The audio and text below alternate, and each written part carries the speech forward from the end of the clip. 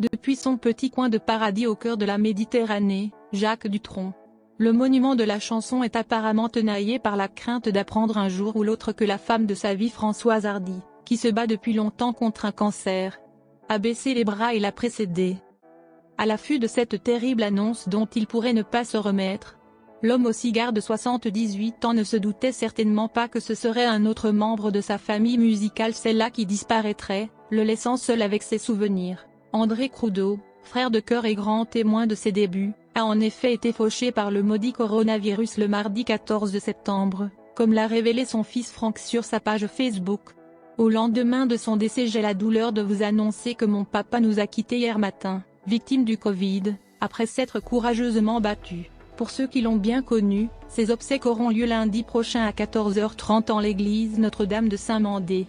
Jacques Dutronc, dont la santé était fragile et qui devait subir une lourde opération en juin 2020, n'a évidemment pas eu la force de se rendre en région parisienne pour dire un dernier adieu à André. C'est André avec qui il avait tant partagé, au début des années 1960, la future star, qui n'est alors qu'une jeune canaille, joue de la guitare dans le groupe El Toro et les Cyclones, un nom donné par Vogue, leur maison de disques.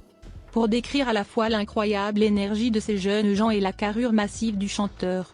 Mais un jour, Charlot Benaroche, le batteur, quitte le groupe et rejoint les Fantômes, l'autre groupe à la mode.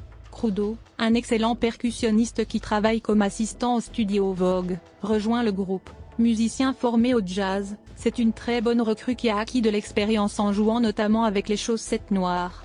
En 1964, il devient l'un des photographes attitrés du Golf Drouot et réalise les portraits des plus grandes stars de la chanson, comme Gilbert Bécaud, Tom Jones ou les Rolling Stones. Passionné de sport, de golf et de tennis, cet homme aux mille vies a été arbitre à Roland-Garros et a côtoyé de nombreux champions, tels que Yannick Noah, Björn Borg et Guillermo Vilas, qu'il a photographié.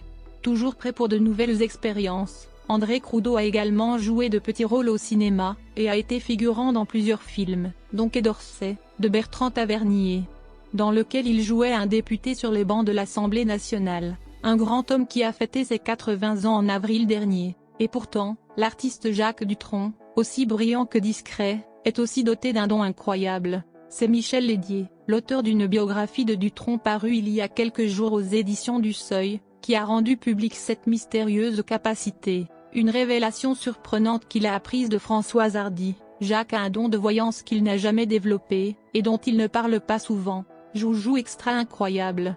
Jacques Dutronc a le don de clairvoyance. Et ce joujou extra, dont la nature a doté Dutronc, s'il ne craque boum a démontré à de nombreuses reprises qu'il fonctionne très bien. En 1962, par exemple, Jacques était en tournée avec le jazzman André Ray Elliott quand il a soudain prédit de très graves problèmes aux musiciens. Quelques jours plus tard, Ray Elliott mourait dans un accident de voiture. Une autre fois, c'est son ami Jean-Marie Migeot qu'il prévient d'un danger. Il m'a dit qu'il devait aller à Bordeaux, se souvient Jacques. Je lui ai dit, fais attention, tu vas prendre feu.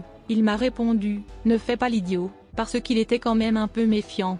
Il est donc parti pour Bordeaux et sa Porsche a pris feu sur la route. Alors je lui ai dit, c'est étrange, je sens quelque chose. 1 heure plus tard, l'école l'appelle, pouvez-vous venir chercher votre fils, il est couvert de boutons. Plus joyeux, cette fois, est le souvenir que Françoise Hardy livre encore. La première fois qu'il m'a envoyé une carte postale du Maroc, il avait écrit